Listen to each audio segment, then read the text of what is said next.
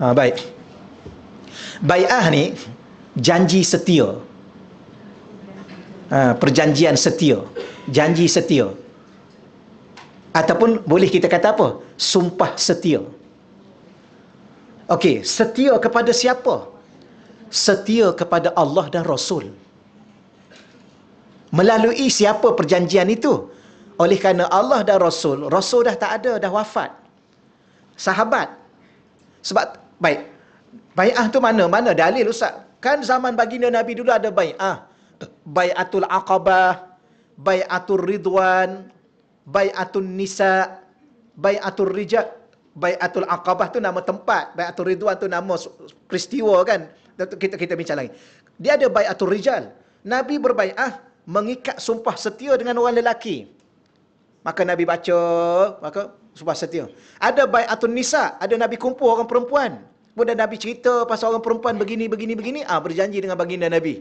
Sebenarnya berjanji dengan baginda Nabi bukan berjanji dengan baginda Nabi. Nak solat, nak jaga solat, nak jaga hati, jangan itu, jangan ini. Sentiasa bertakwa, sentiasa ikhlas. Itu janji dengan Allah sebenarnya. Ya, innama yubayi'un Allah. Ya, sebenarnya janji kita dengan Allah. Ya, baik. Kemudian bai'atul walad, ada bai'ah budak. Ya, Sayyidina Ali, Ibnu Abbas, dia budak masa tu. Maka berjanji. Mana kalau nanti saya ambil satu masa khusus, kita cerita panjang ni dalil dia, ni dalil dia. Baik. Jadi sekarang ni kita dengan guru kita. Ya, dialah sebagai perantara kita yang menjadi pewaris kepada baginda Nabi. Kan ulama-ulama ni kan pewaris Nabi. Ya, sebagaimana Nabi dulu membai'ah para sahabat. Ya, di kalangan sahabat perempuan, sahabat lelaki, sahabat yang kanak-kanak. Dalam peristiwa-peristiwa Aqabah dan tertentu, itu bai'ah, janji setia kepada Allah, sumpah setia kepada Allah. Maka kita hari ini kepada guru kita, kita berjanji. Sebenarnya guru kita perantara. Maka dia bagi amalan kepada kita, ni baca pagi. Amalan tu amalan apa? Amalan wirid. Apa makna wirid? Wirid tu himpunan zikir. Zikir tu kepada siapa? Kepada guru ke kepada Allah? Kepada Allah. Jadi kita berjanji melalui guru kita untuk berzikir di waktu paginya. Mana dalil zikir pagi, zikir petang? Kan Allah kata, ya ayyuhalladzina amanu dzkurullaha zikran katsira wasabbihuhu bukratan wa asila. Wahai orang beriman, hendaklah kamu berzikir sebanyak-banyaknya. Antara zikirnya ialah wasabbihu, hendaklah kamu membaca tasbih. Bila kamu nak baca tasbih? Bukratan pada waktu pagi, wa asila pada waktu petang. Maka itulah dalil-dalil Quran secara umum dulu kan saya baca. Kemudian kita pun berbai'ah dengan guru. Maka guru ni dia ada madrasah dia. Setiap guru ada madrasah. Madrasah tu kadang-kala dinamakan ma'had, kadang-kala dinamakan madrasah, kadang-kala dinamakan tariqah. Waktu saya tanya balik syekh saya, tariqah ni apa makna sebenarnya syekh? Tariqah Syaziliyah. Tariqah itu salah satu maknanya ialah kaedah-kaedah praktikal. Tariq, kaedah amali, cara, kaedah praktikal, atau dengan kata nama lain, madrasah-madrasah amali. Madrasah-madrasah praktikal. Dari sudut mengamalkan ilmu-ilmu. Ya, salah satu ilmunya yang paling penting ialah ilmu hati. Ilmu tasawuf. Ilmu penyucian jiwa. Kerana apa? Kerana hati ni tempat pandang Allah. Hati ni ada waktu dia lemah, maka kena kuatkan dia. Hati ni ada waktu dia mati, kena hidupkan dia. Hati ni ada waktu dia lalai, kena ingatkan dia. Apakah kita kata apa? Faktor yang paling kuat menghidupkan hati yang mati, yang paling kuat menguatkan hati yang lemah, zikir. Zikir tu kadang-kadang himpun-himpun mana disebutnya wirid. Walau wirid-wirid yang banyak disebutnya aurat. Aurat tu zikir yang banyak disebut wirid. Wirid tu himpunan zikir. Wirid tu singular. Kalau beberapa wirid dalam satu buku, maka disebut aurat. Dan dalam aurat tu ada apa? Ada wirid-wirid yang banyak. Dalam wirid-wirid tu ada apa? Kadang-kadang disebut hizib. Hizib Bahar, Hizbun Nasri, hizib bahagian-bahagian. Yang baca pagi, bahagian yang baca petang, bahagian yang baca malam, bahagian yang baca lepas zuhur, ada yang baca lepas asar, ada yang baca lepas maghrib, ada yang baca lepas... Itulah yang akhir sekali diringkaskan kepada kita yang begitu banyak sekali. Maka Habib Omar meletakkan khulasah, ringkasan untuk kita orang awam. Maka janji nak baca. Maka bai'ah lah. Janji, oleh kerana Habib Omar ni pula, dia di bawah apa? Dia bawah Ba'alawi.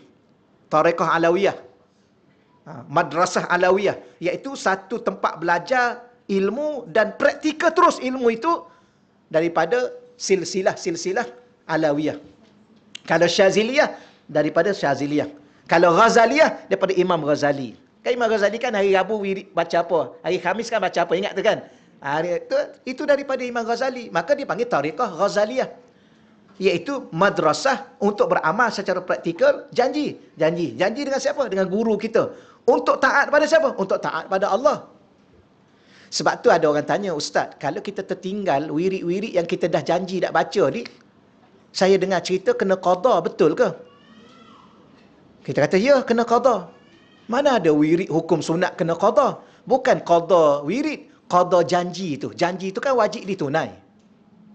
Ada orang salah faham. Oh, ni tengok ni. Orang ni dah kata benda sunat jadi wajib. Kita bukan kata wirid tu jadi wajib. Kita kata janji tu wajib ditunai. Oh, kalau macam tu tak nak janji lah. Tak nak janji, sudahlah. Selesailah. Tak nak berbai'ah, kata dia. Tak nak berbai'ah, tak ada masalah. Bukan wajib kita berbai'ah. Kalau kita tak nak, sudahlah. Tapi kalau kita tak nak, kita kena bersedia tunaikanlah.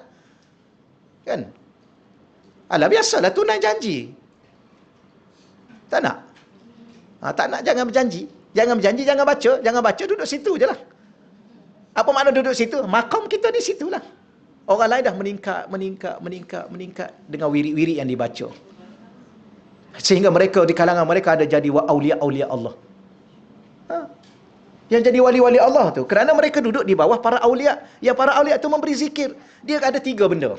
Pertama ilmu, yang kedua amal, yang ketiga hal kerohanian. Jadi kalau kita baca mudah, pertama ilmu, dengan ilmu kena amal, kemudian ada zikir. Zikir khusus. Zikir inilah memberi kekuatan, menyempurnakan amal kita. Zikir inilah meningkatkan amal kita. Bila mana dengan zikir ada kekuatan dalaman, dia meningkatkan amal kita. Sebab tu awliya-awliya Allah kita dengar, Rabi'atul Adawiyah. Ada orang cakap, ya ke? Ya tak? Ya, itu terpulang pada dia. Rabi'atul Adawiyah ni 1000 rakaat. Tapi dia dah sampai maqam wali. Ni karamah. Tapi kalau kita fikir, ya, terpulanglah. Sebab kita tu gitulah. Kan? Kita dengar orang, Imam Syafi'i yang terkenal, atau semua ustaz cakap, semua tok guru cakap, semua dalam kitab sebut, bulan Ramadan 2 kali khatam Quran. Boleh bayang tak 2 kali satu hari khatam Quran? Tapi kita tanya balik, siapa Imam Syafi'i itu kalau tidak wali Allah? Kalau Imam Syafi'i pun bukan wali Allah, imam mana wali Allah? Ni benda-benda yang kita kata. Kenapa mereka ni telah dengan wirid tadi lah, dengan berbai'ah tadi. Dia bukan apa, macam kita dengan mak lah kan. Kita dengan mak kita pesan dan mak kata janji tau. Mak pesan, jangan tinggal solat. Janji dengan mak ni. Kalau mak meninggal dunia, jangan tinggal solat. Pergi mana pun, buat apa pun, sibuk tara mana pun, jangan. Kita sampai sekarang jaga solat. Sebab apa? Mak pesan. Sebenarnya, solat tu bukan untuk mak pun. Solat tu untuk Allah. Tapi dah janji dengan mak.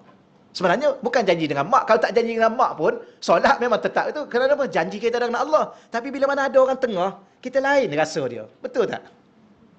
Betul. Oh, ini ayah saya pesan ni. Tengok. Apa ayah pesan? Kena buat baik pada orang. Kalau ayah tak pesan, memang kena buat baik pun. Tak boleh buat jahat pun. Ayah pesan dulu, mengalah lah. Kalau ingat tu lah ayah kita dulu. Kan ayah kita sampai satu kali dia kata, kalau bertengkar dengan orang, bagi dia menanglah. Jadi kita pun kalau dah bertengkar dengan orang, ingat balik, tak apalah, saya mengalah lah. Tengok. Sebab apa? Sebenarnya, Nabi pun dah pesan. Allah pun dah pesan. Kalau gaduh dengan orang, tak payahlah debat. Tak payahlah nak bertekak, tak payah. Siapa-siapa yang meninggalkan bertekak perdebatan ni kan, Allah sediakan satu istana dalam syurga. Kalau dia benar sekalipun.